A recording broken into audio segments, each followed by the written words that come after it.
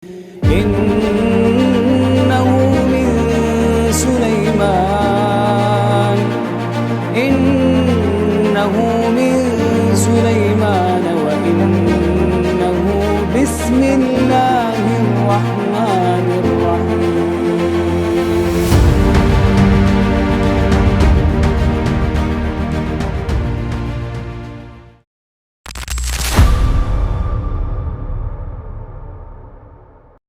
Bicara tentang Qarun, maka Allah Subhanahu wa taala menceritakan Qarun di 3 surah dalam Al-Qur'anul Karim.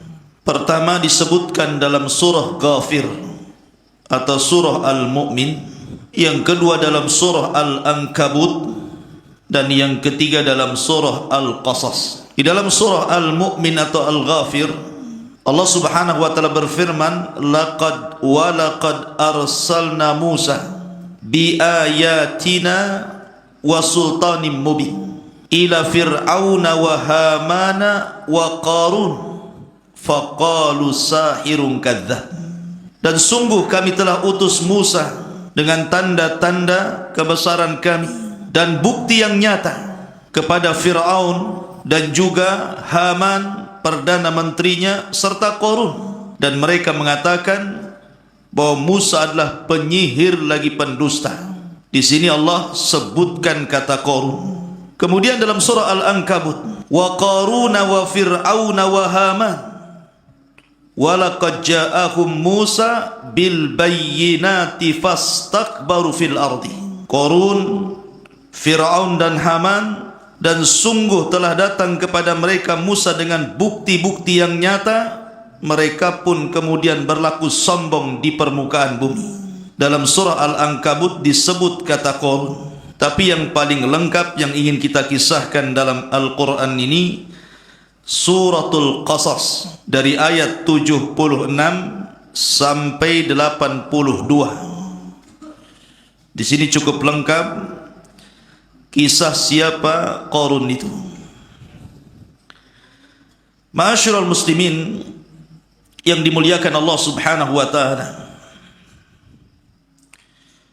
sebelum saya mengkisahkan tentang Qarun ini, kita tahu bahwa Qarun ini hidup di zaman Nabiullah Musa alaihi salatu wassalam, dan Al-Quran paling banyak menceritakan kisah-kisah para nabi ini adalah Nabiullah Musa alaihi salatu wassalam. Nabi terbanyak yang dikisahkan dalam Al-Quran, sampai-sampai Nabi Musa alaihi salatu wassalam disebut 131 kali di 33 surat dalam Al-Quran. Nabi Musa alaihi salatu wassalam sampai disebut 131 kali di 33 dalam surat di dalam Al-Quran. Ada surah Al-Baqarah, ada Al-A'raf, Yunus, Taha, Asy-Syu'ara, Naml, Qasas, dan surat-surat yang lainnya di 33 surat, menunjukkan lengkapnya kisah Musa alaihi salatu wassalam. Dan Nabi Musa alaihi salatu wassalam salah satu rasul pilihan. Makanya Allah mengatakan dalam surah Al-A'raf 144, qala ya Musa inni istafaituka 'alan nasi birisalati wa bikalami. Wahai Musa, inni istafaituka, aku telah memilihmu dengan risalahku dan dengan kalamku. Dari sini kita tahu bahwa Musa adalah kalimur rahman, nabi yang banyak berdialog dengan Allah Subhanahu wa taala. Dan Nabi sallallahu alaihi wasallam pernah mengatakan, la tufaddiluni ala Musa, jangan kalian lebihkan aku dibandingkan Musa. Fa innan nasa yas'aquna yaumal qiyamah fa akunu awwal man yafiq fa ajidu Musa batishan biqaimatil arsy fala adri asaiqa fa afaq qabli. Kata Nabi SAW, jangan lebihkan aku dibandingkan Musa, karena nanti pada hari kiamat manusia semuanya akan mati dalam tiupan sangkakala yang kedua. Kemudian orang yang pertama kali siuman adalah aku. Masalahnya ketika aku siuman, aku melihat Musa alaihi salatu wassalam sedang bersandar di tiang arasy, sehingga aku tidak tahu apakah aku lebih dahulu siuman ataukah Musa. Intinya bahwa Nabi Musa alaihi salatu wassalam memiliki keutamaan. Lah di zaman Nabi Musa inilah kisah Qarun dimulai. Di zaman Nabi Musa inilah kisah Qarun dimulai. Allah Subhanahu wa taala berfirman di dalam surah Al-Qasas, inna Qaruna kana min qaumi Musa. Sesungguhnya Qarun itu salah satu dari kaumnya Nabi Musa. Kalimat min maksudnya adalah bahwa Qarun itu bukan orang lain, tapi masih dari kaumnya Nabi Musa alaihi salatu wassalam. Dari sini terjadi silang pendapat tentang siapa Qarun dan juga nasabnya. Saya akan sebutkan beberapa perselisihan para ulama. Ada yang mengatakan bahwa Qarun adalah ibnu ammi Musa, anak dari pamannya Nabi Musa alaihi salatu wassalam. Kalau anak paman berarti dengan Nabi Musa jatuhnya sepupu. Dan ini pendapat Ibrahim An-Nakhai. Ada juga yang mengatakan bahwa Nabi Musa, bahwa Qarun dia adalah ibnu khalah, maksudnya anak bibi, anak paman tapi dari jalur ibu, dari Nabi Musa alaihi salatu wassalam. Ada juga yang mengatakan bahwa Qarun adalah pamannya Nabi Musa alaihi salatu wassalam, sebagaimana yang disangkakan Muhammad ibn Ishaq bahwa Qarun itu pamannya Nabi Musa.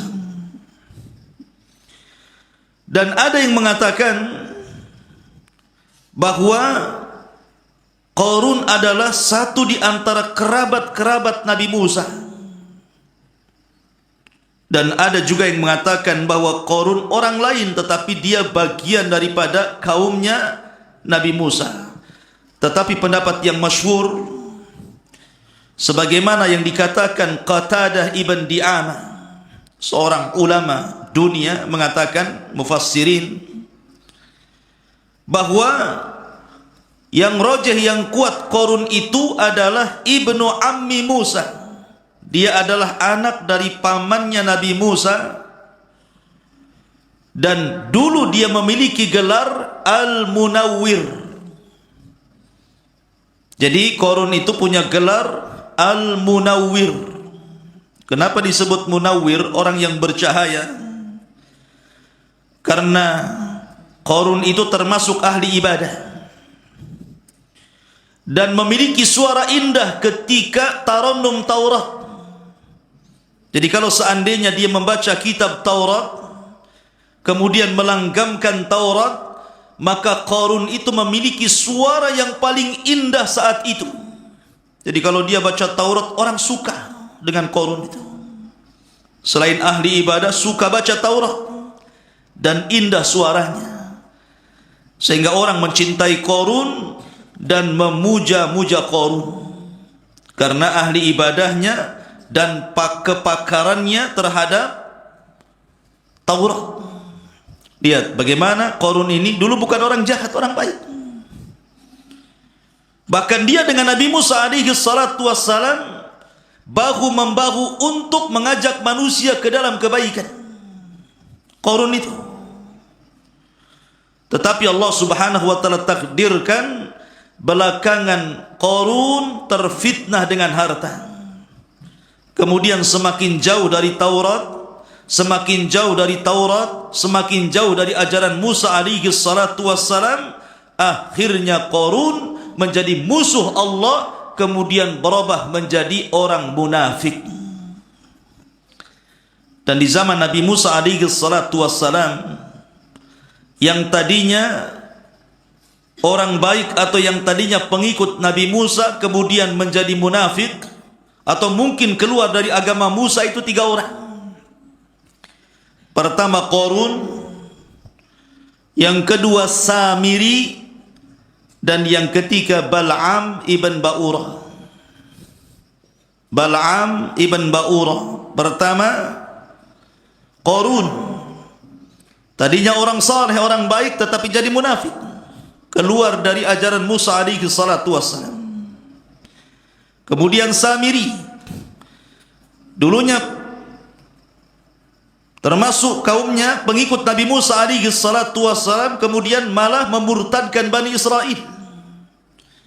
Kemudian Bal'am ibn Ba'urah, seorang ahli ibadah yang mengenal Ismul A'zam, nama-nama Allah yang agung, belakangan berperang melawan Nabi Musa alaihi salatu wassalam, yang menyebabkan Musa dan Bani Israel akhirnya diberikan ujian Allah Subhanahu wa taala.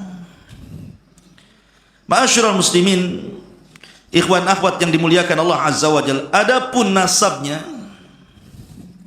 nasab daripada Qarun, Qarun ini dikatakan nasabnya oleh para ulama Qarun ibn Yashub atau Yashur. Qarun ibn Yashub atau Yashur ibn Qahith. Qarun ibn Yashub atau Yashur ibn Qahith, dan nasabnya sampai kepada Nabi Allah Ya'qub alaihi salatu wassalam. Dari sini menunjukkan bahwa Qarun itu dari Bani Israel, karena nasabnya sampai kepada Ya'qub. Dan Israel itu istilah daripada atau nama lain daripada Ya'qub alaihi salatu wassalam. Jadi Ibrahim alaihi salatu wassalam punya anak. Pertama Ismail, dari Ismail ini lahir keturunannya pemimpin para nabi dan rasul sekaligus penutup para nabi dan rasul, Muhammad sallallahu alaihi wasallam. Kemudian dari jalur Sarah lahirlah Ishak, dan dari Ishak ini lahirlah Ya'qub, dan dari Ya'qub inilah lahir Bani Israel. Karena Ya'qub itu nama lain daripada Israel. Kemudian Ya'qub punya anak 12, di antaranya Yusuf, Ibn Yamin, Lawa, Yahuda, dan yang lainnya, yang kemudian turunan dari 12 putra Ya'qub itu berkembang biak di Mesir, yang kemudian disebut dengan Bani Israel. Sebut dengan Bani Israel. Ya. Lah Qarun ini bagian daripada Bani Israel. Makanya Allah Subhanahu wa taala mengatakan, inna Qaruna kana min qaumi Musa. Sesungguhnya Qarun itu bagian dari kaumnya Musa alaihi salatu wassalam, fabagha alaihim. Maka dia pun berlaku aniaya, melampaui batas kepada mereka. Ma'asyiral muslimin, ikhwan akhwat yang dimuliakan Allah Subhanahu wa taala. Apa maksudnya melampaui batas di sini? Para ulama mengatakan bahwa Qarun ini diberikan nikmat kekayaan, tetapi justru dengan kekayaannya dia melampaui batas. Dari sini kita katakan bahwa rahasia orang itu melampaui batas karena diberikan nikmat harta. Kalla innal insana la yatgha an ra'ahu istaghna. Sekali-kali manusia itu akan mudah melampaui batas apabila Allah berikan banyak kekayaan kepadanya. Ahli tafsir mengatakan kalimat fabagha alaihim, maka Qarun pun melampaui batas dan menganiaya dirinya. Maksudnya adalah Qarun itu tidak pernah menolong fuqara dan masakin. Tidak punya rahmat sama sekali. Dia tidak mau menginfakkan hartanya untuk membantu fuqara wal masakin. Tagha, melampaui batas. Tidak mau mengeluarkan sedikit hartanya untuk membantu fuqara wal masakin. Ini yang pertama. Yang kedua, makna tagha itu fabagha alaihim, makna bagha, melampaui batas di sini artinya Qarun itu talabul fadli alaihim wa an yakunu tahta yadihi. Orangnya sombong, orangnya takabur, pokoknya dia anggap semua orang itu di bawah kakinya. Bagha alaihim, sombong, sesombong Fir'aun terhadap Bani Israel. Kemudian juga ada yang mengatakan bahwa kalimat bagha alaihim, maka Qarun pun akhirnya melampaui batas kepada mereka, sebagaimana dikisahkan oleh Al-Imam Al-Kalbi rahimahullahu ta'ala, karena Qarun ini hasad. Dia hasad kepada siapa? Kepada Nabi Musa alaihi salatu wassalam. Apa hasadnya? Dia datang kepada Nabi Musa dan mengatakan, ya Musa, amma la in kunta faddalta alayya bin nubuwah faqad fuddiltu alayka bil mal. Wahai Musa, memang Allah sudah berikan keistimewaan kepada kamu dengan kenabian, tapi aku juga tidak kalah istimewanya karena Allah Subhanahu wa taala sudah memberikan banyak harta kepadaku. Qarun sombong, dikiranya kekayaannya bisa menandingi nikmat nubuwah, dan ini prasangka yang salah. Banyak orang-orang kaya itu walaupun mereka bermaksiat tapi diberikan kekayaan, seolah-olah dia punya kedudukan di hadapan Allah dan mengatakan Rabbi akraman, Rabbku telah memuliakan diriku. Tapi kalau seandainya dicabut kekayaannya, dia pun mengatakan Rabbi ahana, Rabb sudah menghinakan diriku. Jadi Qarun kemudian mengatakan seperti itu kepada Musa. Hasadnya Qarun kepada Musa, akhirnya Qarun pun berlaku sewenang-wenang, kemudian berbuat jahat kepada nabinya. Fabagha alaihim, maka Qarun pun menganiaya terhadap mereka. Kemudian Allah Subhanahu wa taala menyebutkan sebabnya dalam Al-Qur'an di sini. Kenapa Qarun itu sejahat itu?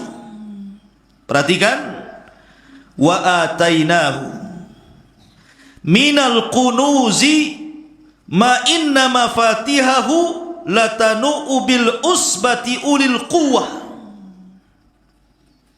Sesungguhnya Qarun termasuk kaum Musa, maka ia berlaku aniaya terhadap mereka. Apa penyebab aniayanya Qarun kepada mereka? Karena kami telah menganugerahkan kepada Qarun pembendaharaan harta yang kunci-kuncinya sungguh berat, dipikul sejumlah orang-orang yang kuat. Sebagian ahli tafsir mengatakan, jadi Qarun itu punya gudang banyak. Ada yang mengatakan kunuz itu artinya al-fiddah, al-zahab wal-fiddah. Jadi Qarun itu punya banyak emas, punya banyak perak. Sampai gudang-gudang penyimpanan emas dan peraknya itu banyak sekali. Nah di sini Allah mengatakan wa atainahu minal kunuz ma inna mafatihahu, kuncinya gudang itu disebutkan oleh ahli tafsir itu diletakkan di sebuah kulit kering itu, ya. Kemudian diletakkan kuncinya di situ, kemudian dibungkus. Lah, kulit yang dibungkus yang isinya kunci itu tidak bisa dibawa manusia, hanya bisa dibawa baglah. Baglah itu semacam keledai, tapi bukan keledai. Dia di bawah kuda, tapi di atas keledai. Besarnya baglah itu. Jadi kuncinya itu ditaruh di atas, mungkin bahasa kitanya karung goni gitu ya. Kemudian diletakkan di atas baglah itu, dan jumlah baglahnya itu, jumlah keledainya itu, kata para ulama, situna baglah, 60 keledai. Jadi kuncinya saja diletakkan di baglah itu, dan jumlah baglahnya, keledainya itu 60. Dan kalau seandainya kuncinya itu dipikul, bukan orang biasa, orang kuat-kuat itu susah untuk dipikul saking beratnya. Itu baru kuncinya. Gimana gudangnya gitu maksudnya. Kuncinya saja sulit untuk dipikul saking banyaknya. Itu pun harus dipikul dengan keledai yang berjumlah 60 keledai. Berarti banyak kuncinya itu. Kalau sudah banyak kuncinya, tentu banyak gudangnya. Kalau sudah banyak gudangnya, berarti banyak emas dan peraknya. Makanya kenapa harta Qarun terkenal sampai hari ini. Kalau antum nemu dompet di jalan, wah dapat harta Qarun katanya. Bukan, itu harta orang, bukan harta Qarun. Saking terkenalnya Qarun itu, setiap orang menggali tanah dapat harta, langsung dikatakan harta Qarun. Saking kayanya Qarun itu, sampai Allah Subhanahu wa taala mengabadikan dalam Quran dan diceritakan sampai hari ini. Ma'asyiral muslimin yang dimuliakan Allah Azza wa Jalla. Lah Qarun ini ikhwatu fiddin muliakan Allah Azza wa Jalla, dinasihati orang baik, datang orang soleh. Karena ketika itu Bani Israel terbagi menjadi dua ketika mensikapi Qarun itu. Ada orang-orang soleh, ahli ibadah, orang-orang yang berakal. Ada orang-orang yang tidak soleh, jahat, ingin jadi pengikutnya Qarun. Lah orang-orang yang baik, orang-orang yang soleh ini berusaha menasihati Qarun. Apa kata mereka? Idh qala lahu qaumuhu, ketika berkata kepada Qarun kaumnya yang baik itu, la tafrah, hei Qarun, jangan bahagia dulu dengan hartamu itu. Innallaha la yuhibbul farihin, karena Allah Subhanahu wa taala tidak menyukai orang yang senang karena membanggakan diri. Senang itu tidak tercela pada dasarnya. Seperti Sulaiman, ketika Nabi Allah Sulaiman ketika membawa pasukannya untuk perang, tiba-tiba ada semut dan kelompoknya sedang berada di jalan raya kan? Apa kata pimpinan semut? Udkhulu masakinakum la yakhtimannakum Sulaiman wa junuduhu wa hum la yash'urun. Cepat masuk ke lubang kalian, masuk ke rumah-rumah kalian. Jangan sampai Sulaiman dan tentaranya menginjak kalian sementara mereka tidak tahu kalau kalian diinjak mereka. Sulaiman dengar kupingnya itu apa yang dikatakan pimpinan semut itu. Maka apa? Tiba-tiba Sulaiman tertawa, tersenyum. Fatabassama dhahikan min qawlihi. Sulaiman pun tersenyum kemudian tertawa karena melihat ucapan semut. Sulaiman senang tidak ada masalah. Tapi kalau seseorang tertawa atau tersenyum karena membanggakan diri, itu tak boleh, nanti seperti Qarun. Ya. Ma'asyiral muslimin, kemudian setelah dinasihati, jangan bangga dulu ya Qarun. Allah itu tidak suka dengan orang yang suka membanggakan diri. Kemudian dinasihati lagi, wabtaghi fima ataakallah. Wabtaghi fima atakallahu ad-daral akhirah. Wahai Qarun, carilah pahala untuk negeri akhiratmu. Wala tansa nasibaka minad dunya. Akan tetapi jangan pula kau lupakan bagianmu di dunia. Wa ahsin kama ahsanallahu ilaik wa la tabghil fasada fil ardi innallaha la yuhibbul mufsidin. dan berbuat baiklah sebagaimana Allah telah berbuat baik kepada anda wahai Qarun, dan janganlah berlaku kerusakan di bumi karena Allah tidak suka orang yang berbuat kerusakan. Lihat di sini ada beberapa nasihat. Orang-orang baik ini mengatakan, wahai Qarun, pertama, kau boleh mencari harta, kau boleh kaya, tetapi tujuan mencari hartamu itu adalah wabtaghi fima ataqallah daral akhirah. Tujuanmu harus akhirat dulu. Ini nasihat yang pertama. Kau boleh cari harta, kau boleh jadi orang kaya, tapi tujuan mencari harta dan kekayaan itu ingat, bukan untuk hidup di dunia, tapi untuk hidup di akhirat. Ini yang pertama. Yang kedua, wala tansa nasibaka minad dunya. Siapa yang melarang kamu untuk kaya Qarun? Silahkan kaya. Silahkan. Kamu boleh kemudian membeli rumah yang bagus, kendaraan yang indah, pakaian yang bagus, yang indah, tidak ada masalah, tidak dilarang orang itu membeli rumah bagus, kendaraan bagus, pakaian yang bagus, tidak dilarang. Siapa yang melarang? Fa bi ni'mati rabbika fahaddits. Dengan nikmat Allah itu kita boleh menampakkannya, akan tetapi tentu tujuan awal jangan dilupakan bahwa harta itu hakikatnya kendaraan kita untuk menuju surga, bukan untuk memasukkan ke neraka. Kemudian yang ketiga, wa ahsin kama ahsanallah. Berbuat baiklah Qarun. Lihat orang-orang miskin di sekitarmu, lihat orang-orang fakir di sekitarmu, mereka memerlukan dirimu, mereka berhajat kepadamu, sedekahkan hartamu kepada mereka. Kama ahsanallah, sebagaimana Allah telah berbuat baik kepadamu. Kemudian nasihat yang keempat, wala tabgil fasada fil ardi.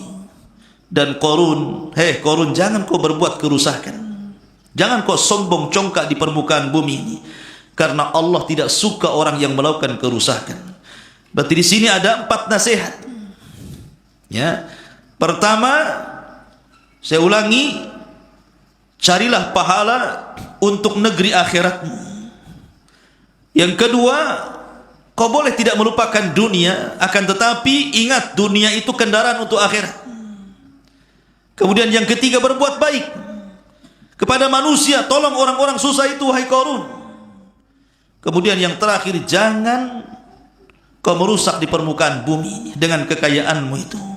Makanya Rasul mengatakan, malun salih li rajulin salih. Harta yang baik itu kalau dibelanjakan orang baik.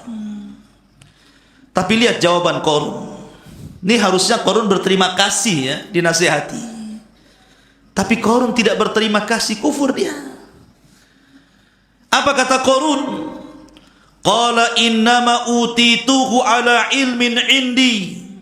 Qarun pun berkata, sesungguhnya aku diberikan harta itu semata-mata karena pengetahuan yang ada padaku. Masa aku titelnya S1 masa nggak bisa kaya? Aku kan S1.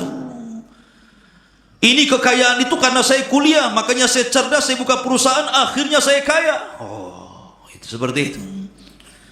Karena saya S3, akhirnya saya mencalonkan jadi gubernur, kemudian kaya. Ya wajarlah, karena ilmu, skill saya, sekolah saya. Oh, itu sombong tuh.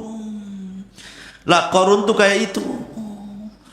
Qarun membanggakan pengetahuannya, bahwa rizki yang Allah anugerahkan kepadanya itu karena pengetahuan yang diberikan kepada Qarun yang cerdas itu, sehingga dengan kecerdasannya, kepiawaiannya dia menjadi orang kaya. Ikhwan, kalau kita bandingkan Qarun dengan Sulaiman alaihi salatu wassalam, Nabiullah Sulaiman, nggak ada apa-apanya. Kalau seandainya kekayaan Nabi Sulaiman kita bandingkan dengan kekayaan Qarun, Sulaiman jauh lebih mulia, jauh lebih kaya dibandingkan Qarun. Nggak ada apa-apanya Qarun dibandingkan kekayaan Sulaiman itu. Dia nabi, dia raja, dia orang kaya. Qarun bukan nabi, bukan raja. Ada yang mengatakan dia dulunya pesuruh Fir'aun, ya, untuk memata-matai Bani Israel. Akhirnya Fir'aun ngasih uang banyak jadi kaya. Jadi kalau kita pikir bahwa Sulaiman itu jauh lebih kaya dibandingkan Qarun, tapi lihat apa kata Sulaiman ketika Allah anugerahkan nikmat kepada dia. Dia mengatakan, hadza min fadli rabbi. Ini kekayaanku, kata Sulaiman, semuanya karena karunia Allah yang Allah titipkan kepadaku. Semua hanya untuk menguji diriku, apakah aku termasuk orang kufur ataukah termasuk orang yang bersyukur. Lihat, ini perkataan siapa? Nabiullah Sulaiman. Tapi Qarun menasabkan kekayaan kepada dirinya, bukan kepada Allah, dan mengatakan innama utituhu ala ilmin indi, katanya. Harta ini ku dapat karena aku orang cerdas. Ya. Maka Allah Subhanahu wa taala menyindir Qarun dan mengatakan, awalam ya'lam anna Allah qad ahlaka min qablihi minal qurun ma huwa ashaddu minhu quwwatan wa aktsaru jam'an wa la yus'alu an dzunubihimul mujrimun. Kemudian Allah Subhanahu wa taala mengingatkan sejarah kepada Qarun. Sejarah ini penting, ikhwan. Lihat bagaimana thariqah Allah Azza wa Jalla. Tidakkah wahai Qarun kau tahu bahwa Allah Subhanahu wa taala telah membinasakan umat-umat sebelumnya yang lebih kuat daripadanya dan lebih banyak hartanya, dan orang-orang yang berdosa itu tidak perlu ditanya tentang dosa-dosa mereka. Artinya orang-orang yang Allah berikan kekayaan, orang-orang yang Allah berikan jabatan, tetap saja Allah azab. Maka kau jangan seperti mereka. Ada kok orang yang lebih kaya dari kamu, wahai Qarun, lebih hebat dari kamu, wahai Qarun, toh juga mereka akan diazab sebagaimana kau juga akan diazab. Jadi diingatkan sejarah, ikhwan. Sejarah itu madrasah. Kita lihat orang-orang sebelum Qarun. Fir'aun ketika ditenggelamkan, Qarun melihat bagaimana Fir'aun itu ditenggelamkan. Dan Fir'aun itu sangat sombong sekali dengan kekuasaan sebagai Raja Mesir. Sampai saking sombongnya, dia mengatakan kepada orang-orang, sesungguhnya sungai Mesir itu, inna hadhil anhar tajri min tahti. Sungai satu Mesir itu berjalan di bawah kakiku, kata Fir'aun. Sombong dia. Akibat sombongnya apa yang terjadi? Ketika dia mengatakan bahwa seluruh sungai Mesir di bawah kakinya, Allah tenggelamkan pula dengan sungai itu sendiri. Allah tenggelamkan dengan Laut Merah. Namrud, ketika dia mengatakan ana uhyi wa umit, di hadapan Ibrahim dia mengatakan, saya bisa menghidupkan dan bisa mematikan. Kata Ibrahim, bagaimana caranya? Oh, datangkan kemari 2 orang dari penjara. Kemudian dibunuh satu, dilepaskan satu. Kata Namrud, ana uhyi wa umit. Aku menghidupkan dan mematikan, katanya. Lihat, yang satu mati, yang satu hidup, katanya. Itu Namrud. Ketika dia mengatakan ana uhyi wa umit, apa yang terjadi? Allah Subhanahu wa taala kirim ba'udah, kirim nyamuk. Kemudian masuk di telinganya, kemudian masuk ke dalam otaknya, digerogoti otaknya. Pusing dia mengeluarkan seekor nyamuk dari kepalanya, tidak bisa-bisa. Akhirnya setiap hari digedar-gedorkan ke tembok tuh.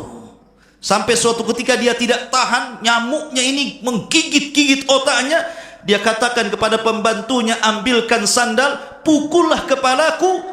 Rupanya dipukul sama sandal pembantunya, mati Namrud.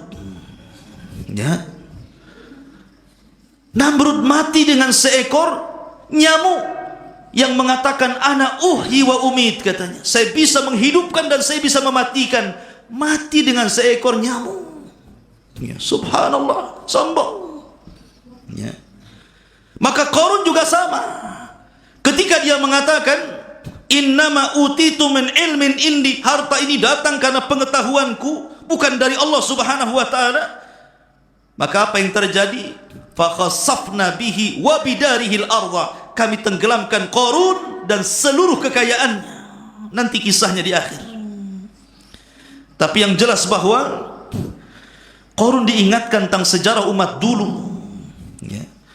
Ma'asyiral muslimin, ikhwan akhwat yang dimuliakan Allah Azza wa Jalla. Kemudian Allah katakan, fa kharaja ala qaumihi fi zinatihi Qala alladziina yuriduna al-hayata ad-dunya ya laita lana mithla ma utiya Qarun innahu ladzu haddin 'adzim. Suatu ketika Qarun ini keluar, ingin ria, ingin dipandang orang.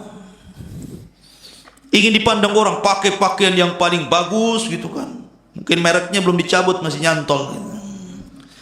Dia keluar tuh dengan ratusan pembantunya, ratusan budak-budaknya, ribuan kekayaannya, ratusan kendaraannya, beriring-iringan, pawai, diperlihatkan kekayaannya kepada Bani Israel.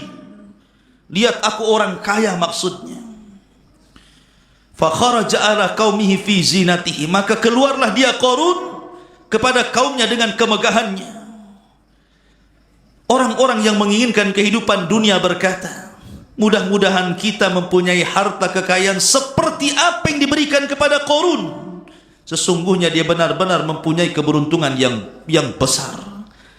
Jadi ketika orang-orang melihat iring-iringan Qarun yang panjang sekali itu, dengan untanya, dengan kudanya, dengan himarnya, dengan kekayaannya, dengan pembantunya, dengan pasukannya itu, maka Bani Israel terbelah menjadi dua. Ada yang memang hatinya terkalahkan dengan dunia, melihat hal itu, kapan aku ingin kayak Qarun itu. Ada orang yang seperti itu, kapan aku kayak dia gitu ya. Sama, hati-hati antum nih. Kadang-kadang antum pulang punya tetangga kaya raya, motor bagus, mobil bagus gitu kan. Kapan aku kayak dia katanya. Susah kali aku kayak dia.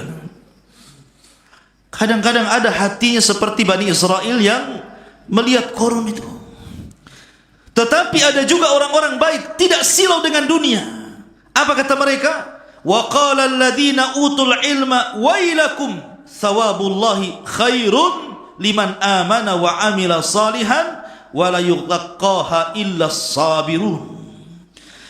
Tetapi orang-orang yang dianugerahkan ilmu berkata, celakalah engkau, ketahuilah pahala Allah lebih baik bagi orang-orang yang beriman dan mengerjakan kebaikan, dan pahala besar itu hanya diperoleh orang-orang yang sabar.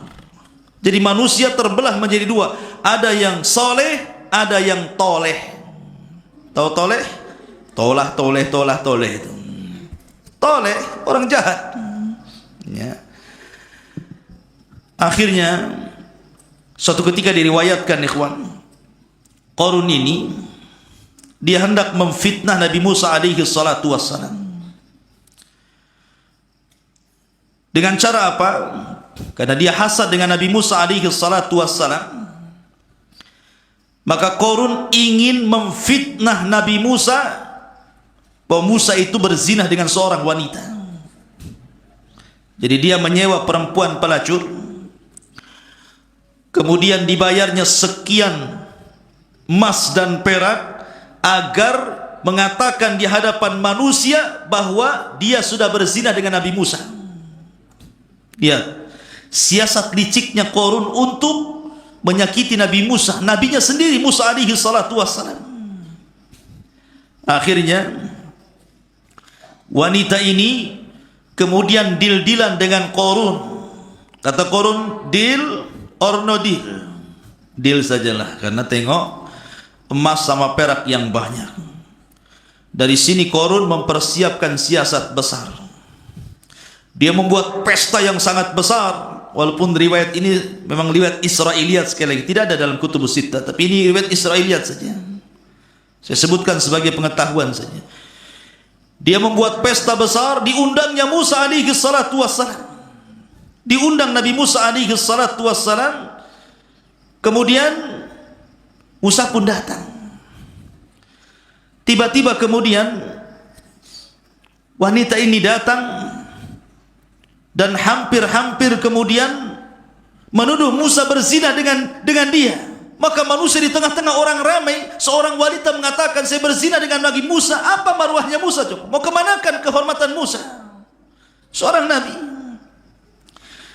Tetapi Nabi Musa alaihi salatu wasallam berlindung, a'udzu billahi mink innani la aqrabu hadhil fawahish. Aku berlindung kepada Allah dari kamu, karena saya tidak pernah melakukan fahisyah seperti ini, perzinahan seperti ini. Faqala lahu Qarun. Qarun pun mengatakan, inna bani Israel yaz'umuna annaka fajarta bifulana. Bani Israel menyangka engkau sudah melakukan kefajiran dengan seorang wanita. Kata Nabi Musa alaihi salatu wasallam, datangkan wanita itu. Kalau memang betul-betul aku berzinah dengan dia, datangkan wanita itu. Maka ketika wanita itu datang, melihat Nabi Musa, ketakutan wanita itu. Maunya dia menuduh Nabi Musa telah berzina dengan dirinya, karena lihat Nabi Musa, karismanya, ketakutanlah dia kepada Nabi Musa. Tidak jadi dia ngomong saya berzina dengan Nabi Musa, justru dia mengatakan, sebenarnya aku disuruh Qarun untuk mengatakan aku berzina dengan Nabi Musa karena mendapatkan ini dan itu. Terbongkarlah kedok siasat buruknya Qarun kepada Nabi Musa alaihi salatu wassalam. Dari sini akhirnya kemudian dalam riwayat, Qarun ketika itu datang utusan Nabi Musa agar Qarun mengeluarkan zakatnya. Dia harus mengeluarkan zakat. Setiap orang yang kaya harus mengeluarkan zakat. Dalam Islam kan seperti itu. Kalau nisabnya sudah senisab emas 84 gram, maka dikeluarkan 2,5%. Kalau kambing 40 kambing, 1 kambing dia keluarkan. Maka dalam syariat Nabi Musa juga sama. Kalau sudah banyak hartanya, keluarkan zakatnya. Tetapi Qarun tidak mau. Akhirnya dia pun mengumpulkan manusia, ingin berjumpa dengan Nabi Musa. Dari situ dia mengatakan, wahai Musa, aku akan berdoa keburukan kepadamu. Jika aku akan silahkan kau berdoa keburukan kepadaku, aku pun sama. Siapa yang benar di antara ajaranmu ataukah diriku? Dan aku tetap tidak akan bayar zakat. Akhirnya saling mendoakan keburukan antara Fir'aun, antara Qarun dan Musa. Pertama Qarun, dia mendoakan keburukan kepada Nabi Musa alaihi salatu wassalam, tetapi Allah subhanahu wa ta'ala tidak mengijabah sama sekali. Tidak diijabah sama sekali. Sekarang giliran Musa berdoa keburukan kepada Qarun. Dari situlah kemudian bumi bicara dan mengatakan, wahai Musa, Allah sudah perintahkan kepadaku untuk taat kepadamu. Perintahkan apa saja kepadaku, kata bumi. Dari sinilah Allah subhanahu wa ta'ala kemudian mengazab Qarun. Apa kata Allah subhanahu wa ta'ala? Fakhasafna bihi wa bidarihil arda. Maka Musa mengatakan, wahai bumi, telanlah Qarun dan seluruh kekayaannya. Ketika Musa memerintahkan bumi seperti itu, maka Allah firmankan, fakhasafna bihi wa bidarihil arda. Maka kami tembenamkan Qarun dan seluruh rumah dan kekayaannya. Fama kana lahu min fi'atin yansurunah min dunillah wa ma kana minal muntasirin. Maka tidak ada baginya satu penolong pun yang akan menolongnya selain Allah, dan dia tidak termasuk orang-orang yang dapat membela diri di hadapan Allah. Sekarang Qarun sudah masuk ke perut bumi. Sak rumah-rumahnya, sak harta-hartanya, tidak ada tersisa. Ketika masuk semua ke dalam bumi, maka bumi menutupnya, dan semua sudah di perut bumi. Maka siapapun yang dapat harta dari perut bumi, orang-orang menyangkanya sebagai harta Qarun. Ini harta Qarun nih. Sampai-sampai kalau seandainya digali di samping Jabal Uhud ini, rupanya ada emas di bawah pohon, dibilang harta Qarun. Dari mana? Qarun itu di Mesir. Kenapa pula sampai tiba? Ma'asyiral muslimin yang dimuliakan Allah azza wa jalla.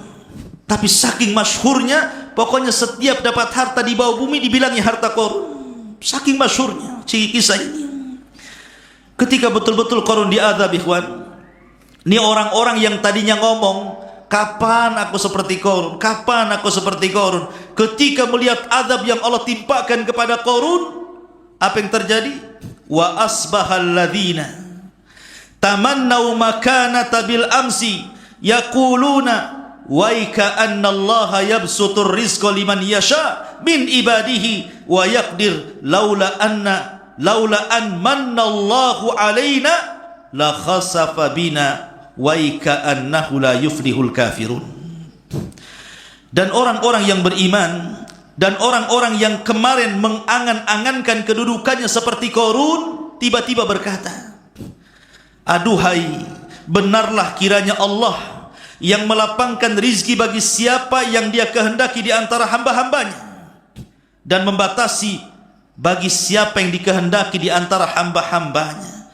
Karena sekiranya Allah tidak melimpahkan karunia pada kita, tentu dia telah membenamkan kita pula di sini. Aduhai, benarlah kiranya tidak akan beruntung orang-orang yang mengingkari nikmat Allah. Artinya di sini ikhwan, kalau seandainya setiap orang yang minta harta itu Allah berikan harta yang dimintanya, setiap orang yang minta kekayaan Allah berikan kekayaannya, maka satu dunia pasti orang akan bejat, pasti orang akan jahat dan kufur. Makanya kenapa Allah Subhanahu wa taala membagi nikmat itu karena sebuah hikmah. Ada orang yang kalau tidak diberikan kekayaan bisa kufur. Ada pula orang yang kalau dilimpahkan kekayaan dia pula jadi kufur. Makanya kenapa Allah Subhanahu wa taala takdirkan ada si kaya, ada si miskin. Karena terkadang ada orang miskin kalau dikasih kekayaan jangan-jangan makin jauh dari Allah, sebagaimana orang kaya kalau dimiskinkan makin jauh daripada Allah. Semua nikmat itu sudah dibagi-bagi Allah secara rata dan adil, baik kepada si miskin ataupun si kaya. Jangan kira orang kaya itu lebih nikmat dibandingkan orang miskin. Siapa bilang? Saya contohkan. Terkadang ada orang kaya sanggup dengan uangnya membeli macam lauk pauk di mejanya, mungkin 200-300 macam lauk pauk, mulai dari rendang sampai ikan asin ada semua di situ. Tapi terkadang Allah kunci lisannya, tidak ada satu makanan yang bisa dimakan.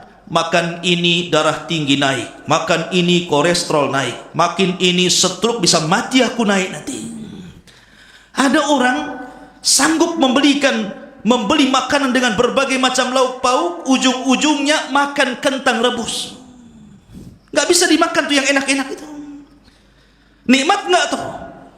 Tapi ada orang miskin, dia nggak sanggup membeli makan sebanyak itu, tapi kalau diberikan makan sebanyak itu pasti akan habis sak piring-piringnya.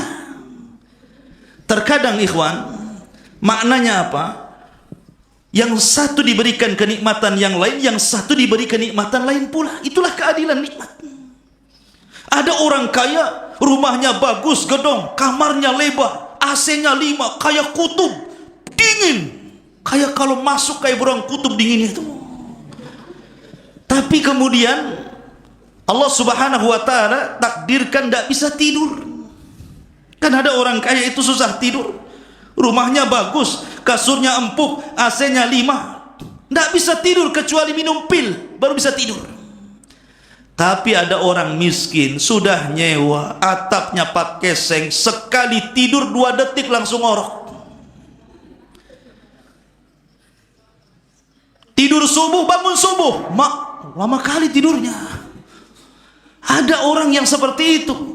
Tidak perlu kamar bagus-bagus ada AC, pokoknya ada bantal saja langsung ngorok dia. Lihat bagaimana Allah memberikan kenikmatan itu sudah dibagi rata, seadil-adilnya gitu kan. Makanya di sini Allah mengatakan, dan orang-orang yang kemarin mengangan-angankan kedudukannya seperti Qarun berkata, aduhai, benarlah kiranya Allah melapangkan rizki bagi siapa yang dikehendaki di antara hamba-hambanya, dan membatasi bagi siapa yang dikehendaki di antara hamba-hambanya. Kenapa yang ini dibatasi, yang ini tidak? Karena dikhawatirkan kalau semua orang diberikan permintaan kekayaannya, satu bumi ini bisa kufur, ikhwan. Makanya kenapa Allah Subhanahu wa taala mengingatkan di banyak ayatnya dalam Al-Quranul Karim tentang bahayanya seseorang itu kemudian mencintai hartanya berlebihan. Seperti Allah Subhanahu wa taala berfirman dalam sebuah ayat dalam Al-Qur'anul Karim, kalla innal insana la yatgha an ra'ahu stagna. Sekali-kali manusia itu mudah melakukan atau melampaui batas jikalau Allah Subhanahu wa taala memberikan banyak kekayaan kepadanya. Kemudian yang terakhir, Allah Subhanahu wa taala dalam ayat yang terakhir mengatakan, tilka darul akhirah naj'aluha lilladzina la yuriduna uluwan fil ardi wala fasadan wal akibatu lil muttaqin. Negeri akhirat ini kami jadikan bagi orang-orang yang tidak menyombongkan dirinya dan tidak berbuat kerusakan di bumi, dan kesudahan yang baik bagi orang-orang yang bertakwa. Dari sini ikhwatu fiddin yang dimuliakan Allah Azza wa Jalla, ada beberapa faedah. Ada 5 faedah. Pertama, bahwa harta itu terkadang menjadikan orang itu rugi dunia dan rugi akhirat. Terkadang sahibul mal, pemilik harta itu justru mengalami kerugian dunia dan kerugian akhirat. Sudah rugi di dunia, rugi di akhirat. Yang kedua, bahwa banyaknya harta itu bukan dalil bahwa Allah Subhanahu wa taala cinta dan ridho kepadanya, bukan. Karena harta itu sesuatu yang berserikat antara mukmin dan kafir, antara binatang dan manusia. Tetapi kemuliaan harta itu kepada siapa yang memegangnya. Harta yang baik karena dipegang orang baik. Yang ketiga, bahwa maksiat yang paling disegerakan di permukaan bumi ini adalah melampaui batas dan kezaliman. Lihat Qarun, sebelum mendapatkan adab akhirat, Allah segerakan adabnya di dunia. Karena Rasul mengatakan tidak ada satupun dosa yang disegerakan azabnya di dunia sebelum akhirat. Satu, orang yang melampaui batas ataupun orang zalim, dan yang kedua, orang yang memutuskan silaturahim. Kemudian yang ketiga, Anda harus tahu bahwa Allah itu ketika memberikan harta ataupun rizki, Allah berikan kepada siapa yang dikehendaki, dan Allah Subhanahu wa taala tahan kepada siapa yang dikehendaki karena sebuah hikmah dan kebaikan bagi hambanya. Dan yang terakhir, harta ini adalah alat mudahnya seseorang tergelincir, di mana sirru tughyan, rahasia seseorang itu mudah melampaui batas karena Allah Subhanahu wa taala memberikan kekayaan. Dan hisab bagi orang yang diberikan kekayaan itu akan berat karena akan diberikan 2 pertanyaan, dari mana kau dapatkan harta itu dan kemana kau belanjakan harta itu. Maka Qarun adalah pelajaran besar yang kita kaji di malam hari ini. Bagaimana Qarun yang kufur kepada Allah Subhanahu wa taala karena tidak pernah mensyukuri nikmat harta, tidak pernah mengeluarkan zakatnya, tidak sayang dengan fuqara wal masakin, menentang nabi dan ajaran Tauratnya. Akhirnya Allah Subhanahu wa taala kirim adab kepada Qarun, fa khasafna bihi wa bidarihil ardh. Kami tenggelamkan Qarun dan seluruh hartanya ke dasar bumi. Taib.